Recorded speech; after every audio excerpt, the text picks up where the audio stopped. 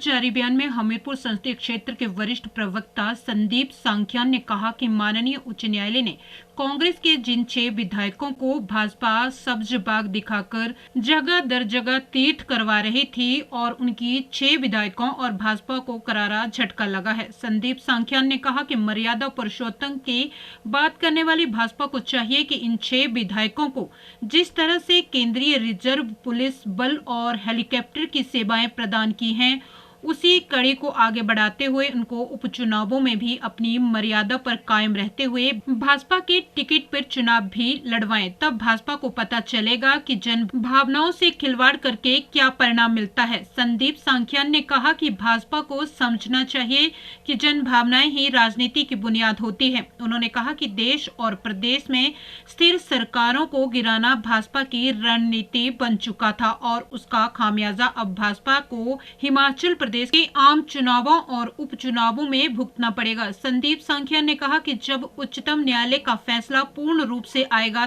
तब तक उपचुनाव भी हो चुका होगा और ऐसे में प्रदेश में भाजपा ऐसी स्थिति में खड़ी होगी कि जिसके आगे कुआं और पीछे खाई है। भाजपा यदि इन 6 विधानसभा से निर्वाचित विधायकों को भाजपा का टिकट देती है तो वहां पर भाजपा के कार्यकर्ता और स्थानीय नेता बागी हो जाएंगे और यदि इन 6 विधायकों को भाजपा टिकट नहीं देती है तो तय है कि भाजपा कहती कुछ और है और करती कुछ और है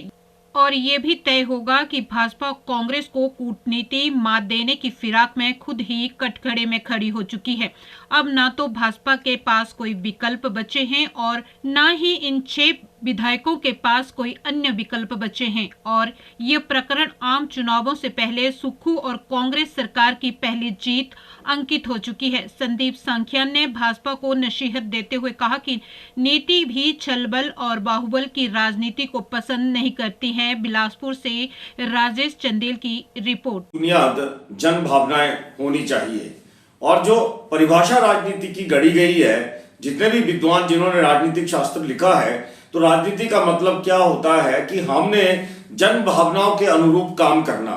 जो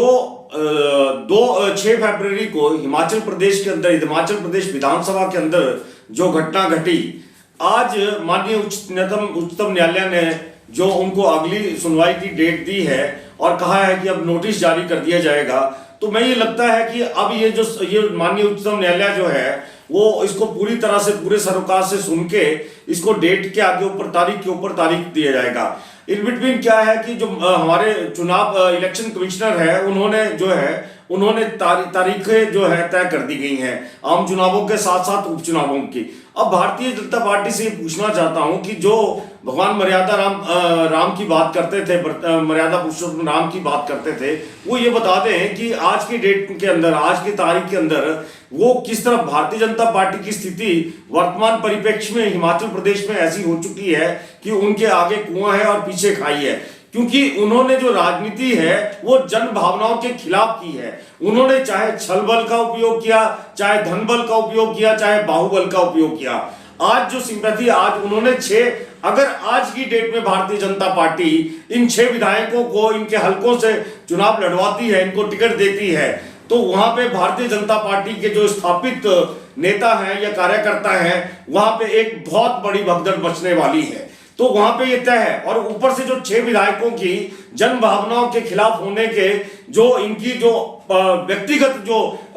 ख्याति जो भ्रमित हुई है, जो इनकी साख गिरी है, तो आज उसका भी सामने सबके सामने सारी के सारी बातें आ चुकी हैं। तो अगर भारतीय जनता पार्टी इनको चुनाव लड़ाती है तो भारतीय जनता पार्टी के अंदर डिफेक्शन और भारतीय जनता पार्टी के अंदर उन हलकों में स्प्लिट होने के कगार पे खड़ी हो गई है। अगर भारतीय जनता पार्टी इनको टिकट नहीं देती है तो भारतीय जनता पार्टी ये बता दे कि इनको सीआरपीएफ की प्रोटेक्शन देके और उड़न खटोले में जगह जगह आपने इनको यात्राएं करा के आप बता दे कि आप कौन सी भगवान मर्यादा पुरुषोत्तम राम की भूमिका को आपने सार्थक किया है। आज भारतीय जनता पार्टी हिमाचल प्रदेश के अंदर जो है वो एक्सपोज हो चुकी है। मैं ये बताना चाहता हूं कि ये जो है आज के लोकतंत्र का सबसे रेयरेस्ट केस इसको कहूंगा और इससे भारतीय जनता पार्टी पूरी तरह से एक्सपोज हुई है। धन्यवाद।